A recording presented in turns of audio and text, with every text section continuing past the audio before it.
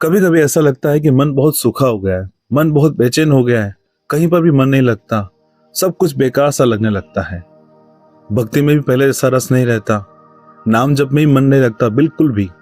और ऐसा समय में लगता है कि भगवान हमारी नहीं सुन रहे हैं या भगवान हमसे बहुत दूर हो गए। परंतु दोस्तों, ऐसा नहीं है। यह वही समय है जब भगवान हमें बहुत करीब से देख रहे होते हैं। प्रेमानंद जी महाराज द्वारा एकांतिक वार्तालाप में ऐसे ही प्रश्नों के जवाब दिए गए हैं। हम ऐसे ही कुछ प्रश्नों के जवाब इस वीडियो में आपसे चर्चा करेंगे और ये जवाब आपके लिए वाकई में प्रेरणा स्रोत बनेंगे, जीवन में आगे बढ़ने के लिए बहुत प्रेरणा देंगे। तो दोस्तों, बढ़ते हैं वीडियो में और देखते हैं कि प्रेमानंद जी महाराज द्वारा बताए गए ऐसे कुंठित करने वाले जो प्रश्न हैं, जो दिमाग में हमारे हमेशा चलते रहते हैं, उन प्रश्नों के जवाब में प्रेमानंद जी महाराज ने क्या बताया। तो पहला प्रश्न यही है कि महाराज जी, कभी कभी मन बहुत सूखा लगने लगता है, भक्ति में रस नहीं लगता, तब क्या करें। इसके जवाब में प्रेमानंद जी महाराज बताते हैं, यह हर साधक के साथ होता है। जब मन सूखा लगने लगे तब कथा सुनिए, संतों का संग करो, नाम जप बढ़ाओ और सेवा में लगो। थोड़े ही दिनों में मन फिर से नम हो जाएगा।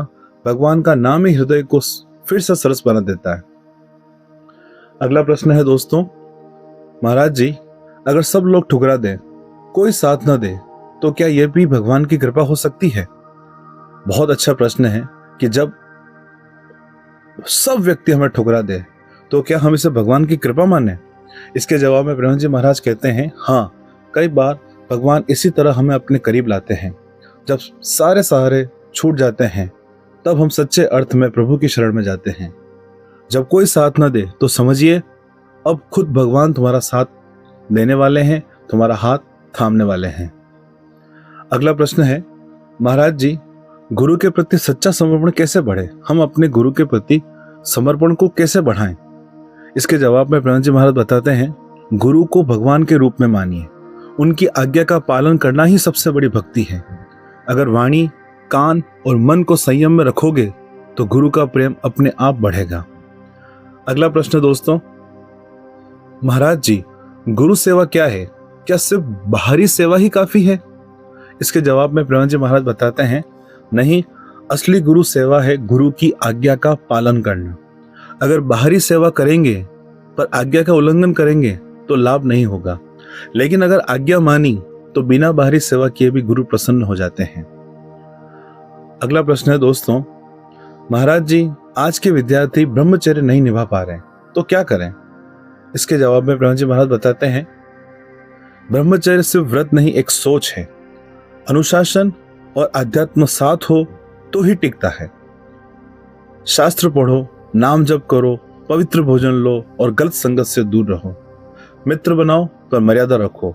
जब तक विवाह न हो इंद्रियों पर नियंत्रण रखो, यही असली शक्ति है।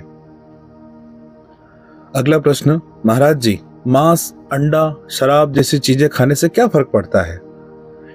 महाराज जी बताते हैं, बहुत फर्क पड़ता है। जैसा अन्न वैसा मन। हिंसात्मक भोजन मन को अशांत करता है। अगर मन को हल्का और प्रेम में रखना है तो आहार शुद्ध रखो। भोजन पहले भगवान को अर्पित करो, फिर प्रसाद समझकर ग्रहण करो।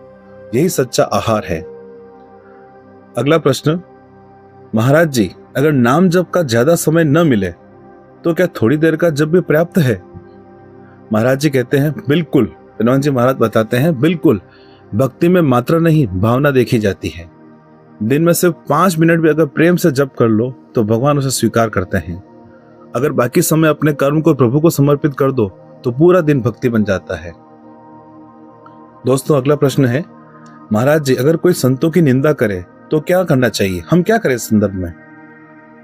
महाराज जी कहते हैं, संतों की निंदा सुनना भी पाप है। ऐसी जगह से तुरंत उठ जाओ। कान में उंगली डाल लो पर झगड़ा मत करो, क्योंकि अगर वो निंदा करता है और तुम क्रोध करते हो तो दोनों दोषी बन जाते हो। भक्त का काम है अपने मन को बचाना, इसलिए हमेशा जहां पर संतों की निंदा हो वहां से चले जाना चाहिए। संतों की निंदा हमें कभी नहीं सुननी चाहिए।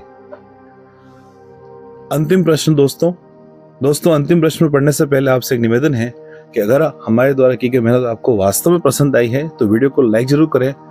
इस वीडियो के बारे में आप क्या सोचते हैं वो कमेंट जरूर करें। और अगर हाँ, आप सोचते हैं कि ये वीडियो आगे से जाके आपके दोस्तों, परिवारजनों में जाना चाहिए तो इसे ज़्यादा शेयर करिए। और अगर आपको लगे कि चैनल वाकई में काम का है, वीडियो वाकई में काम का है, तो ऐसे वीडियो आगे भी आएंगे, तो आप इस चैनल को सब्सक्राइब जरूर करें। बढ़ते हैं दोस्तों अंतिम प्रश्न की ओर। महाराज जी, अगर मंदिर की मरम्मत करनी हो तो उसे प्राण प्रतिष्ठा हुई मूर्ति लगी हो तो क्या उसे निकाल सकते हैं? जैसे कि कोई मंदिर है पहले से बना हुआ और उसमें कोई प्राण प्रतिष्ठित मूर्ति पहले से स्थापित है, तो क्या उसे बाहर निकाला जा सकता है? इसके जवाब में प्रेमानंद जी महाराज कहते हैं, अगर मूर्ति की प्राण प्रतिष्ठा हुई है तो उसे हटाना उचित नहीं है, उसे नहीं हटाना चाहिए।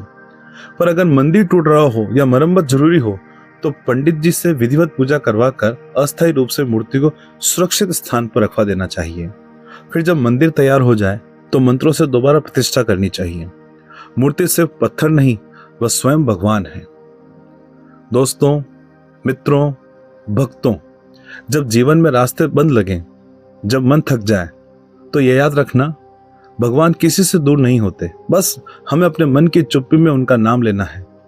नाम हमेशा जपते रहिए, प्रेम रखिए और हर काम को प्रभु को समर्पित करो। यही सच्चा मोक्ष का मार्ग है। दोस्तों, अगर ये वीडियो आपके हृदय को छू गया हो तो इस वीडियो को लाइक जरूर करिए, शेयर करिए और कमेंट में बताइए कि अगले भाग में कौन सा प्रश्न आप सुनना चाहेंगे। मिलते अगले वीडियो में। इसी क्रम में प्रेमानंद जी महाराज द्वारा प्रेरणास्पद जो बातें हैं, उन बातों को आप तक पहुंचाने में हमारी जो कोशिश है वो आपको पसंद आए तो लाइक जरूर करें। और आगे भी इसी प्रकार से हम लगातार प्रेमानंद जी महाराज द्वारा बताई गई प्रेरणास्पद बातों को आप तक पहुंचाते रहेंगे। धन्यवाद दोस्तों। जय श्री कृष्ण। राधे राधे।